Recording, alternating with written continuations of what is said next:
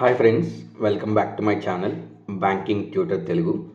ఈ వీడియోలో మనం last 10 days plan for SBI clerk prelims మాట్లాడబోతున్నాం based on your current mock score.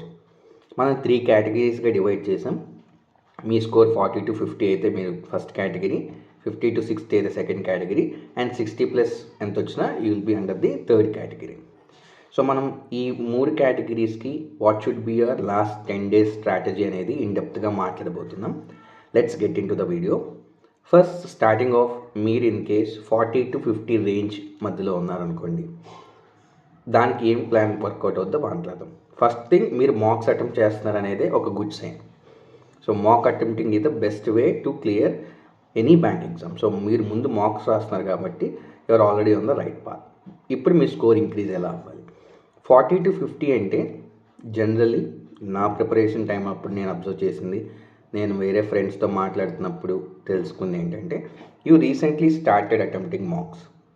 మీరు ముందు కాన్సెప్ట్ అంతా కంప్లీట్ చేసి ఈ పాస్ట్ ఒక 1 week or 2 weeks నుంచే మాక్స్ రాయడం మొదలుపెట్టారు. అది కూడా అన్ని ఎక్కువ మాక్స్ అటెంప్ట్ చేయలేదు. మీరు పర్ డే 1 లేదా 2 daysకి 1 మాక్ అలా చేయడం వల్ల మీకు ఈ స్కోర్ వస్తుంది, which is not gonna help you to clear the cut off. మరి ఏం చేయాలి ఇప్పుడు? ఫస్ట్ థింగ్, మీరు కాన్సెప్ట్స్ అన్నీ క్లియర్ చేసేసుకున్నారు, ఏమీ లేదు ఇంకా బ్యాలెన్స్ అనేది first check point. Next check point, మీకు వెయిటేజ్ ఆఫ్ డిఫరెంట్ టాపిక్స్, ఎగ్జామ్లో ఏ టాపిక్ నుంచి ఎన్ని మార్క్స్ అనేది మనకు వస్తుంది అనేది ఒక ఐడియా ఆల్రెడీ మీకు ఉంది. This is the second check point. Third check point, ఎలా మాక్ అటెంప్ట్ చేయాలి, what should be your strategy. ఈ 3 things మనం ఆల్రెడీ మన ప్రీవియస్ వీడియోస్లో మాట్లాడుకుందాం. You can go check my channel. There are numerous videos around how to attempt your mock, what is the weightage of each topic in SBI clerk అన్నీ మాట్లాడాం. So ఈ 3 check points మీరు already చేసేస్తున్నారు అని అజంప్షన్తో ఈ video నేను చేస్తున్నాను. So ఈ 3 things కంప్లీట్ అయిపోయాయి కాబట్టి ఇప్పుడు మీరు 40 to 50లో ఉంటే again I'm breaking in to 2 things. మీరు తక్కువ మార్క్స్ అటెంప్ట్ చేశారు అనేది ఒక పాయింట్, లేదు మీకు ఇంకా కొన్ని కాన్సెప్ట్స్ క్లియర్గా లేదు, అవి మీరు ఇంకా ప్రిపేర్ అవ్వాలి. 2 things. ఫస్ట్ థింగ్, మీరు మార్క్స్ తక్కువగా అటెంప్ట్ చేస్తున్నారు అనుకుంటే ఫస్ట్ 5 days మీరు ఏం చేయాలంటే, మీరు ఇప్పుడు దాకా అయితే ఎన్ని మార్క్స్ అటెంప్ట్ చేశారో దానికి ఇంకో మార్క్ ఎక్స్ట్రా రాయడం చేయండి. సే ఫర్ ఎగ్జాంపుల్ మీరు 1 mark అటెంప్ట్ చేస్తున్నారు ఇప్పుడు దాకా, now make it 2 marks first 5 days. Next 5 days ఏం చేస్తారంటే దీనికి ఇంకో మార్క్ పెంచండి. 2 రాస్తున్నారు కదా, 3 చేయండి. ఎందుకు ఇలా చేస్తున్నాం, వాట్ ఈస్ ద రీజన్ అంటే, మీరు నెంబర్ ఆఫ్ మార్క్స్ ఇంక్రీజ్ చేసే ఆ ప్రాసెస్లో you'll be accustom to the entire thing. ఫస్ట్లో మీకు 1 hour టైం సరిపోకపోవచ్చు, కానీ ఒక 10 marks రాశాక 1 hour మీకు సరిపోతుంది అనిపిస్తుంది. ఇంకొన్ని మార్క్స్ రాశాక మీరు ఇంకా ఆ 20 minutes పర్ సబ్జెక్ట్కి ఎలాగ మీరు యూటిలైజ్ చేస్తారు అనేది కూడా ఇంప్రూవ్ అవుతుంది. సో దీనివల్ల మీరు ఆటోమేటిక్గా నెంబర్ ఆఫ్ క్వశ్చన్స్ అటెంప్టింగ్ పెరుగుతుంది. నెంబర్ ఆఫ్ క్వశ్చన్స్ ఎప్పుడైతే అటెంప్ట్ పెరిగిందో there is a equal chance of increasing your score. మీకు 40 to 50 వస్తున్నాయి, సే ఫర్ ఎగ్జాంపుల్ మీకు 40 marks వస్తున్నాయి, మీరు సమ్వేర్ అరౌండ్ 45 అటెంప్ట్ చేస్తున్నారు, అందుకే ఆ స్కోర్ వస్తుంది. ఇప్పుడు ఈ 45 అటెంప్ట్స్ని తీసుకెళ్ళి 60కి పెంచామనుకోండి, మీ స్కోర్ సమ్వేర్ అరౌండ్ 55, లేదా మీకు మంచి యాక్యురసీ ఉందంటే మోర్ దెన్ దట్ కూడా స్కోర్ చేస్తారు. So this is the plan for your next 10 days. ఏ విధంగా మీరు ఎక్కువ మార్క్స్ అటెంప్ట్ చేయడం వల్ల హెల్ప్ అవుతుంది అనేది ఫస్ట్ కేటగిరీ. నెక్స్ట్ ఏం మాట్లాడుకున్నాం, కొన్ని కాన్సెప్ట్స్ మీకు ఇంకా క్లియర్గా లేదు కాబట్టి మీరు ఎక్కువ అటెంప్ట్స్ చేయలేకపోతున్నారు. మీరు ఈ దాని కింద ఈ కేటగిరీ అండర్ కింద వస్తుంటే మీరేం చేయాలి అంటే, first thing identify 1 or 2 topics per subject.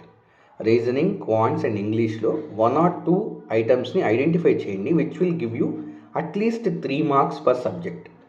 For example మనం ఇంగ్లీష్ అనుకుందాం. ఇంగ్లీష్లో మీరు పారాజంబుల్స్ ఇప్పుడు దాకా అటెంప్ట్ చేయలేదు. ఎందుకు అటెంప్ట్ చేయలేదంటే మీకు ప్రాక్టీస్ లేదు. Now practice parajumbles.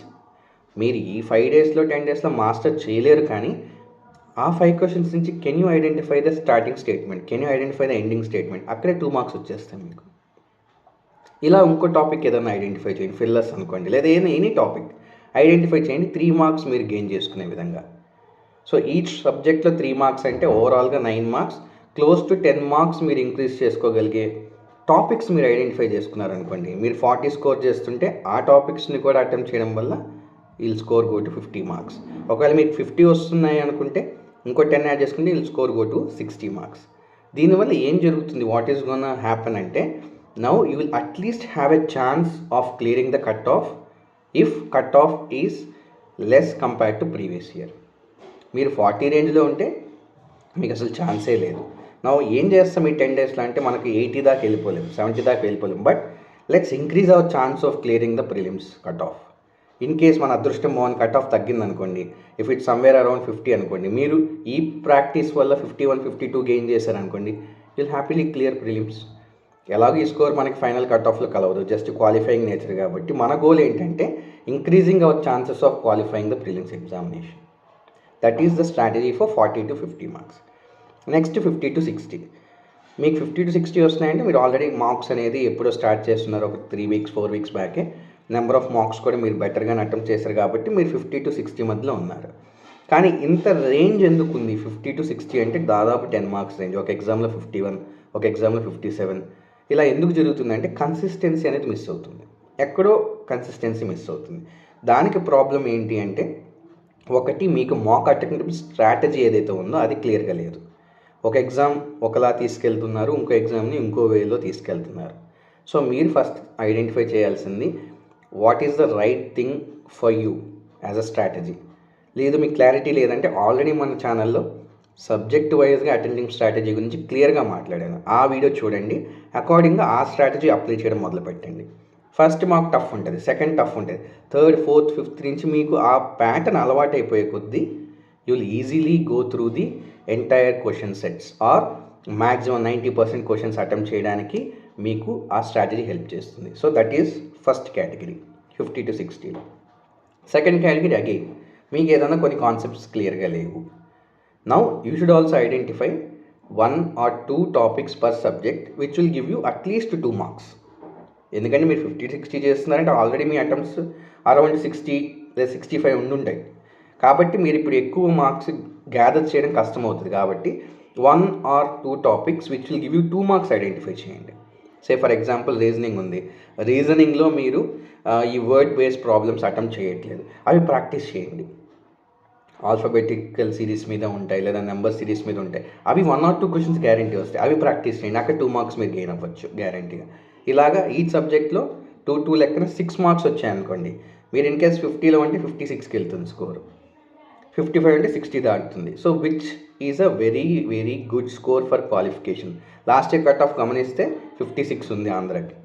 సో మీరు సమ్వేర్ అరౌండ్ 56, 60 స్కోర్ చేస్తున్నారు, మన అదృష్టం బాగుంది, అదే కట్ ఆఫ్ వచ్చింది లేదా అంతకంటే తక్కువ వచ్చింది అనుకుందాం, of any reason you will easily qualify the prelims. Again మీరు ఫస్ట్ 5 డేస్లో చేయాల్సింది increase the number of marks. మీరు 1 చేస్తుంటే 2 చేయండి, కాన్సెప్ట్ ప్రిపేర్ అవ్వండి. నెక్స్ట్ 5 డేస్లో కాన్సెప్ట్స్ ఇంకా మీరు ప్రిపరేషన్ ఆపాలి, ఎందుకంటే మళ్ళీ కొత్త కాన్సెప్ట్ మనం తీసుకొని మైండ్ అంతా డిస్టర్బ్ చేసుకోవడం కంటే 5 days కాన్సెప్ట్ కొత్తది నేర్చుకోండి, 1 మార్క్ పెంచండి. నెక్స్ట్ 5 డేస్లో 2 చేస్తున్నారా 3కి వెళ్ళండి, మీకు టైం ఉంది 4కి వెళ్ళండి. ఇంకా మీరు ఎన్ని చేస్తే అంత ఎక్కువ అలవాటు అయిపోతుంది కాబట్టి మీరు ఈజీగా ఎక్కువ అటెంప్ట్స్ చేస్తారు, ఎక్కువ స్కోర్ వస్తుంది. That is for 50 to 60. Next 60+ category. ఈ category is the safest category. మీరు బాగా ప్రిపేర్ అయ్యారు, నెంబర్ ఆఫ్ మార్క్స్ ఆల్రెడీ చాలా ఎక్కువ ఇచ్చారు కాబట్టి ఆర్ స్కోరింగ్ 60 అబౌవ్. ఇప్పుడు మీరు చేయాల్సిన only thing maintaining the consistency. రోజుకి ఒక 2 మార్క్స్ ఇవ్వడం, వాటిని అనలైజ్ చేసుకోవడం, that's it. Maintaining that consistency. 1 additional thing మీరు ఏం చేయొచ్చు అంటే ఫర్ యువర్ బెటర్మెంట్ ఈజ్ అన్ని మార్క్స్ ఒకలాగా ఉండవు. ఒక మార్క్ ఈజీ వస్తుంది, ఒక మార్క్ మీడియం వస్తుంది, హార్డ్ మార్క్స్ అనేవి జనరల్గా ఉంటాయి. ఎందుకంటే ప్రిలిమ్స్ లెవెల్ డీల్ చేస్తున్నాం కాబట్టి ఈజీ టు మీడియం మోడరేట్ మధ్యలోనే ఉంటుంది. ఇప్పుడు మీరు ఒక బుక్లో నోట్ చేసుకోవాల్సింది, ఈ మార్క్ ఈజీగా వచ్చింది, దీంట్లో నా స్కోర్ 67. ఈ మార్క్ మీడియం లేదా మోడరేట్ హార్డ్నెస్తో వచ్చింది, ఈ మార్క్లో నా స్కోర్ 61. నౌ ఇలా సపరేట్ చేసుకుంటూ రండి. మీరు 2 మార్క్స్ అటెంప్ట్ చేసుకుంటూ వెళ్ళినా 10 డేస్కి 20 మార్క్స్ అవుతాయి.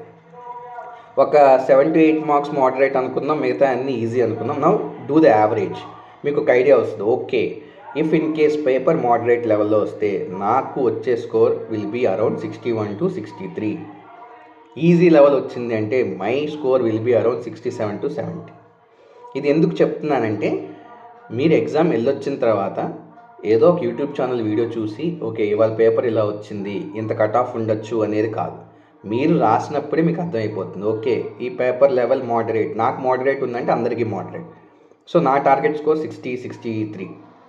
సో ఇన్ని అటెంప్ట్స్ నేను చేయాలి, 63 గెయిన్ చేయాలంటే మీకు ఐడియా ఉంటుంది. ఓకే, నేను ప్రీవియస్గా 70 అటెంప్ట్స్ చేస్తే నాకు 63 వచ్చింది. ఓకే, మీ టార్గెట్ 70 రీచ్ అయ్యారు ఆ ఎగ్జామ్లో. రీచ్ అయ్యారంటే ఇంకా మీరు హ్యాపీగా ఎగ్జామ్ అయిన తర్వాత మీకు క్లారిటీ వచ్చేస్తుంది. Okay, I will clear the prelims, I will go for mains preparation. So that is your strategy for 60+. So I hope ఈ వీడియో మీకు చాలా ఇన్ఫర్మేటివ్గా ఉంది అండ్ హెల్ప్ చేస్తుందని చెప్పి for the rest 10 days in your preparation. Please follow these tips. ఇంకా ఏదన్నా మీకు questions ఉన్నాయి, ఇంకేదైనా డౌట్స్ ఉన్నాయంటే please mention that in the comments, so that నేను ఆ టాపిక్ రిలేటెడ్ కూడా వీడియో చేస్తాను. That will help you in your preparation. Okay friends, ఈ వీడియోలో ఎంతవరకు. Thank you for watching this video. Please like, share and subscribe to my channel banking tutor Telugu. All the best friends.